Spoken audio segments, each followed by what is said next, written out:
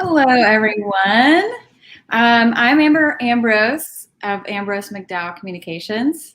It's really interesting how we came up with that name, isn't it? But today we're going to be talking about content planning and how to fall in love with it. It's unexpectedly one of my favorite things to do.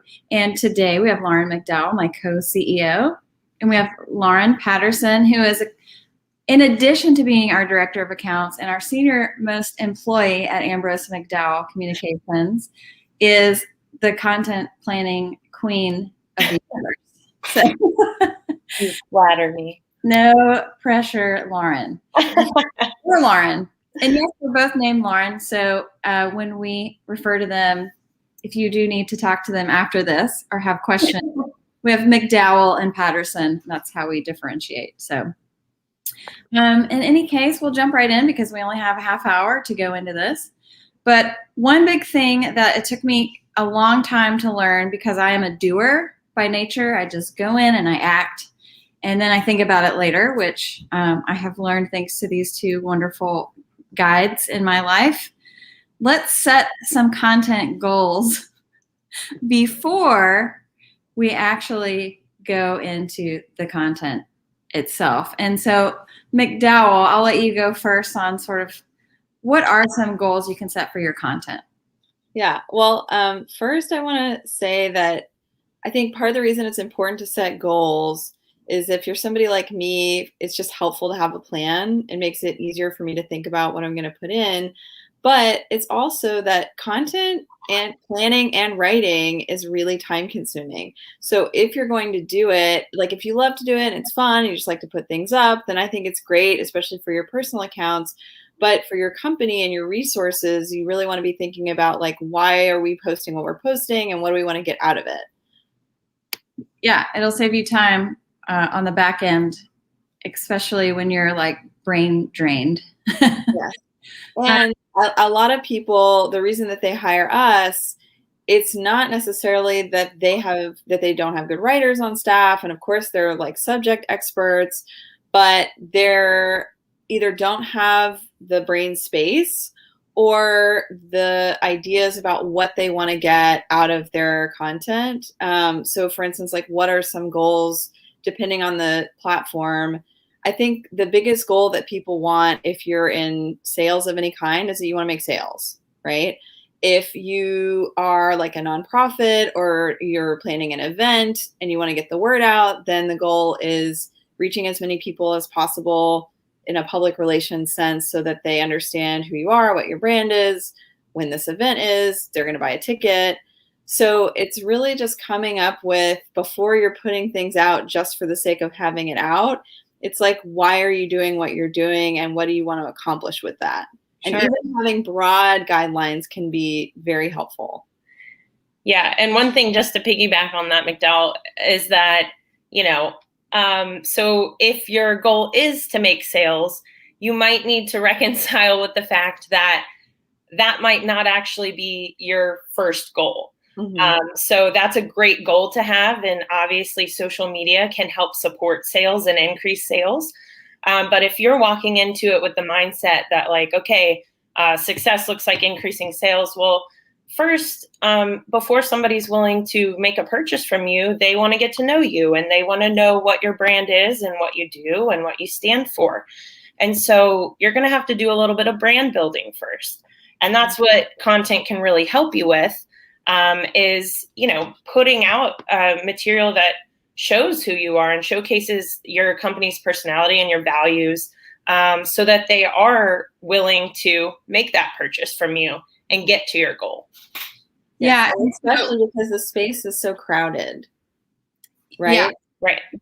And so it needs to stand out in some way, or at least stand out to the audience you want it to stand out to.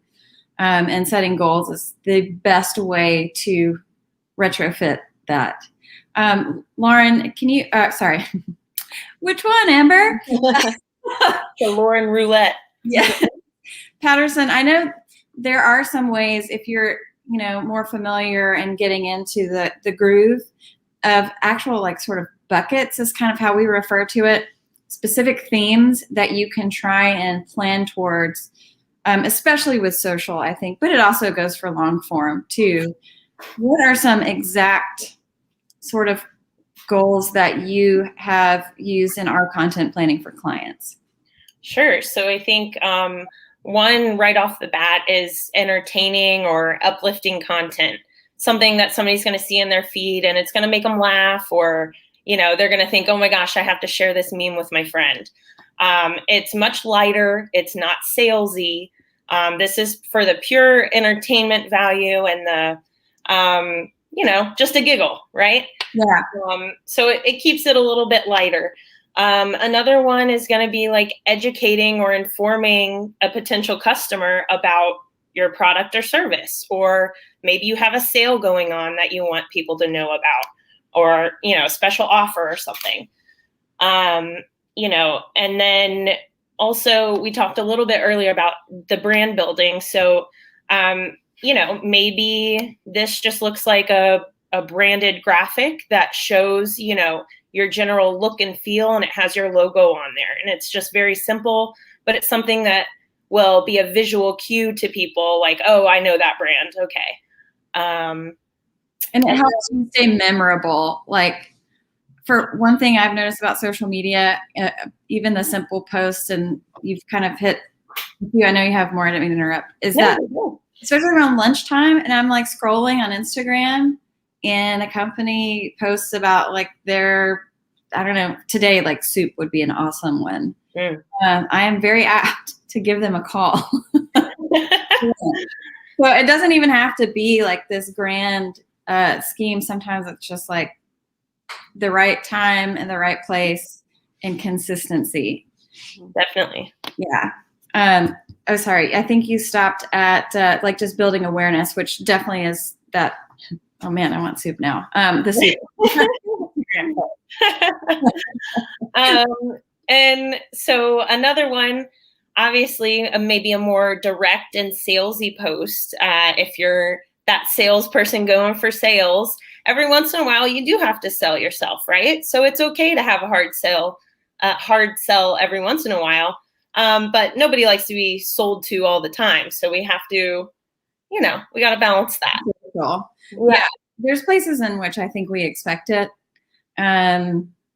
But social media is definitely, and content actually, blogs, newsletters, any of that stuff, especially right now, is way more of a relationship building process.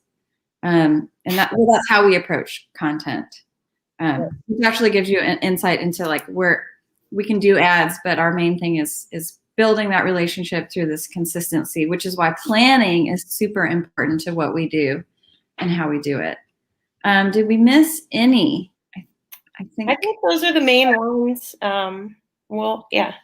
Creating community too. It's like finding a common goal to kind of direct people towards, especially for nonprofits. I feel like that's a big. Absolutely. Yeah, and I would say for planning, one of the biggest questions you can ask yourself to figure out what your goals are is, what do I want my relationship to be with my client or customer? Yeah. What is it? What should it feel like? Yes, exactly. Like what, because we all know those clothing brands that are having sales constantly. Yeah. I couldn't tell you a single thing about their company, but I'm only going to their pages because I know I need a discount code. And that's one good point, is that it doesn't all have to be like the super thought leadership stuff. Yeah. But sometimes you build a more loyal following or with that kind of thing.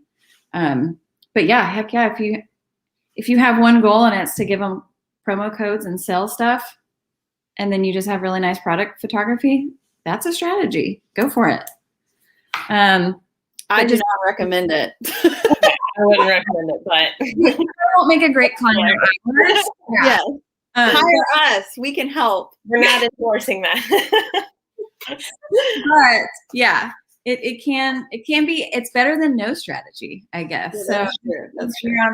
You're on the foundational level. Okay, and I know we've been talking about content as like social media mostly. We've mentioned blogs and newsletters, but it isn't always just social. Planning comes into everything. We use it as social first, but in that we plug in all the other elements. Patterson, talk to us about the fact that, like, yes, social media is definitely important to plan if you have a content program, but what other elements would you put in there? For sure, yeah. So it's never just social working on its own, right? Social is always supported or supporting other types of content, right? So we like to say we're going to recycle that content. So we'll, maybe we tweak it and we change the format and we're going to use it on another platform or for another piece of content. So Amber, you asked, like, what is content? What are some of the other types of content? We already touched briefly on blogs, which McDowell is the queen of long form. So she's going to talk to us about long form planning in a little bit. But in addition to blogs, maybe even just thinking of content, not necessarily original content, but, what's out there that is relevant to, you and your company. That might be an article that someone else has written, but is super relevant to your business.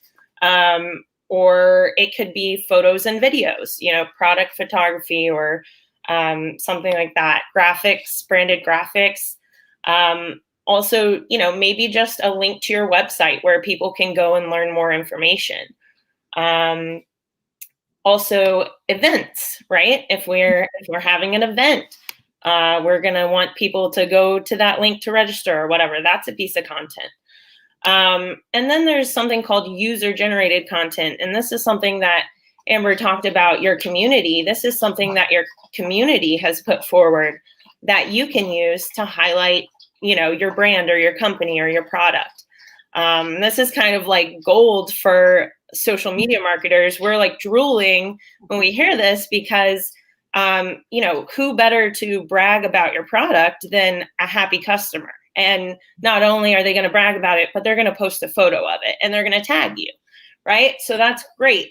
And then what you can do is take that and, of course, ask permission and repost that to your account so that everyone else can see, whoa, this is great. I need to go try this out because so-and-so said so, Yeah, it means so much more, just like reviews. That's why reviews are so important, because we can talk all day about how great we are at planning and executing your digital content, but it means so much more when it comes from a client or a happy client because, like, they've been on the receiving end of it. So yeah, user-generated content is the gold standard.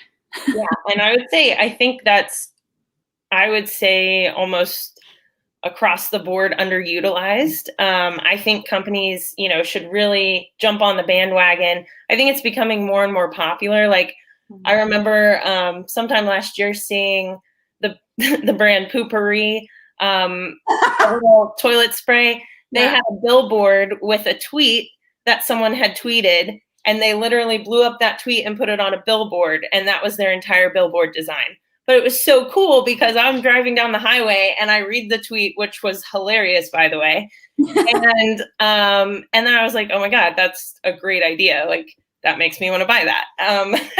Yes. Yeah. So, that's just one example of them capturing that, bit of user-generated content and turning that into something, that was an effective marketing tool. Yeah, that was a perfect example.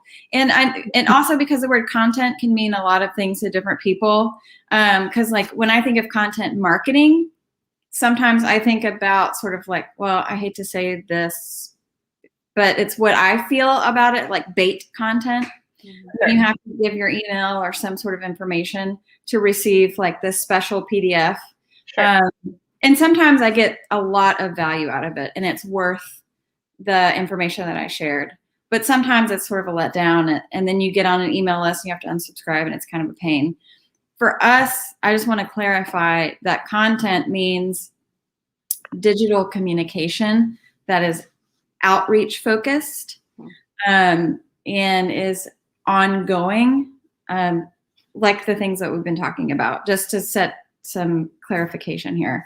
And part of that is even like long form articles like human interest stories or features for privately owned companies or organizations, and a blog program, which can be a major tool in your company's marketing toolbox for salespeople even.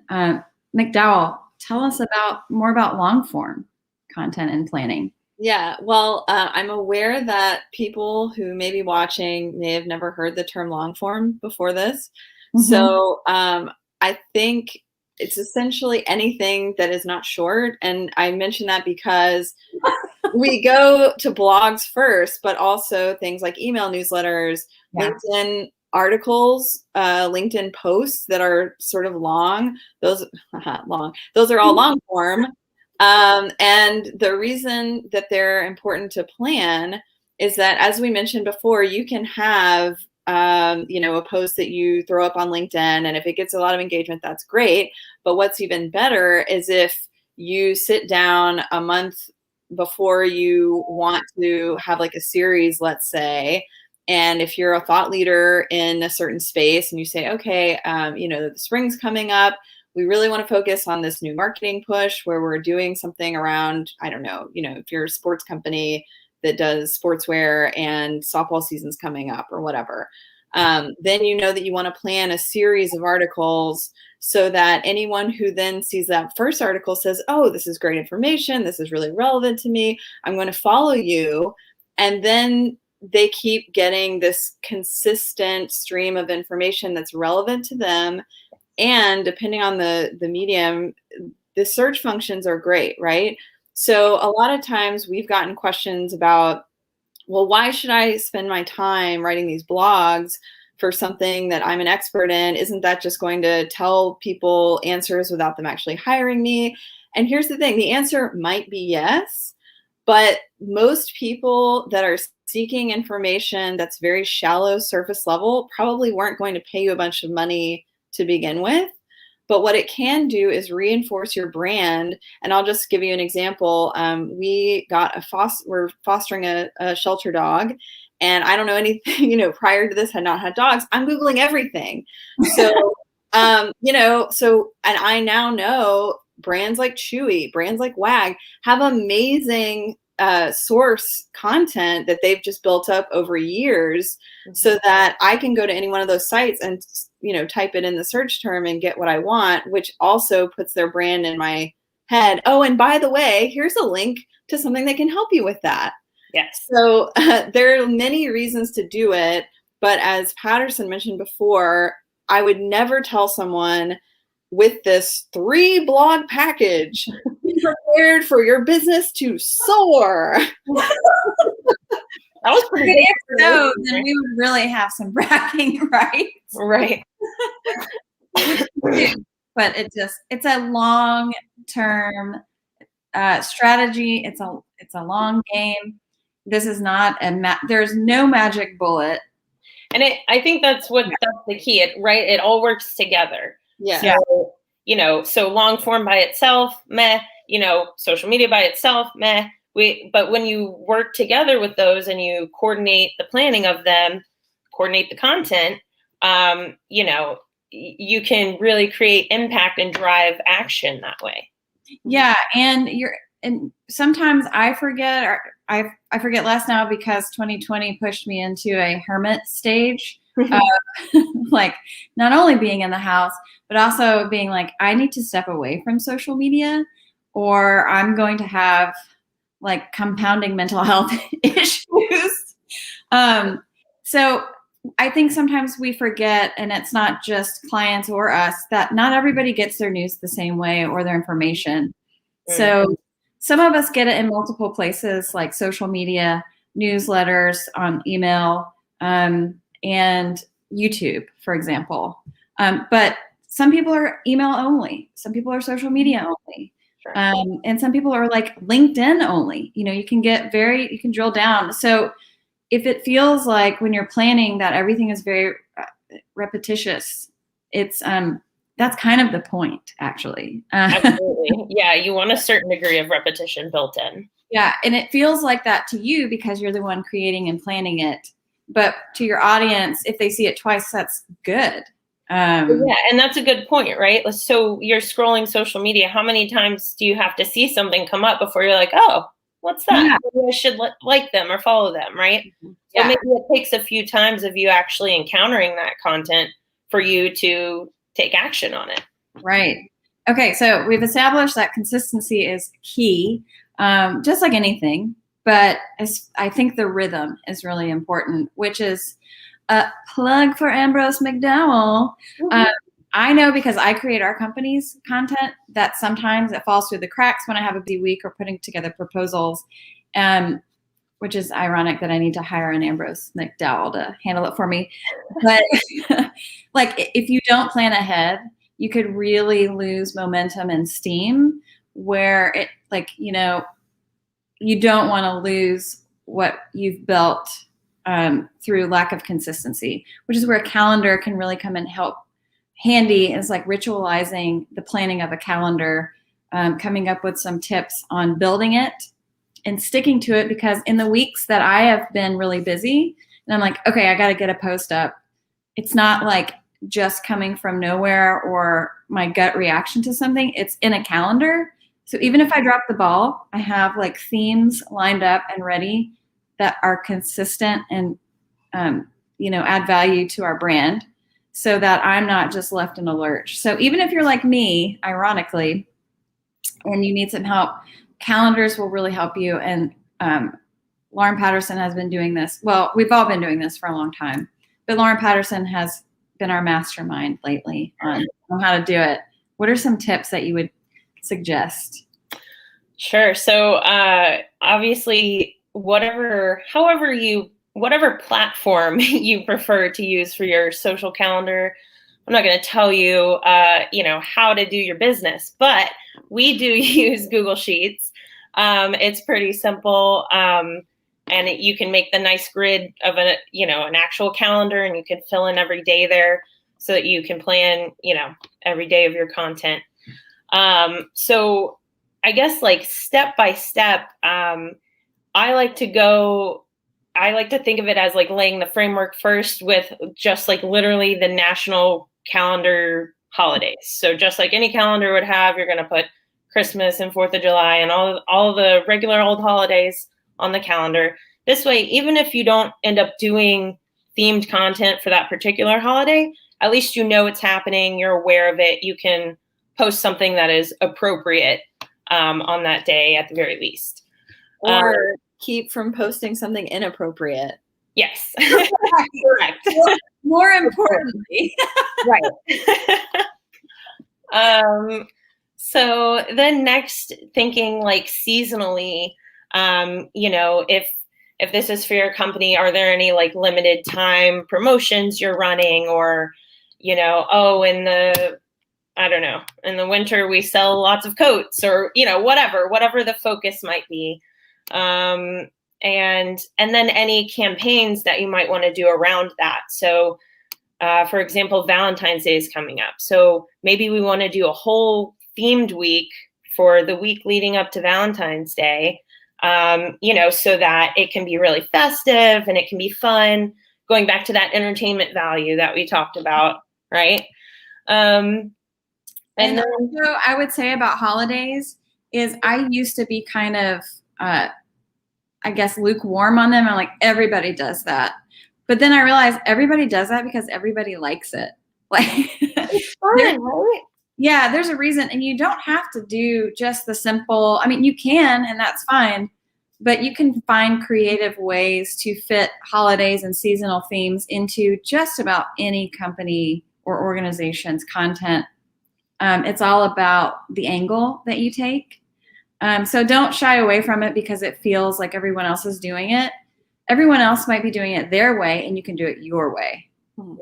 Because I had a real mental roadblock on that. I have this like weird chip on my shoulder about, but I took it off.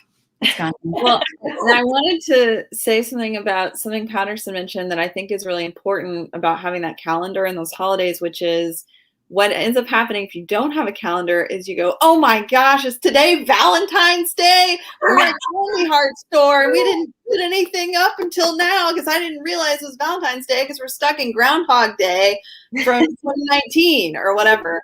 Right. It can be helpful to say, because you know a month ahead, okay, we need to be doing Valentine's Day content for our chocolate candy company in January.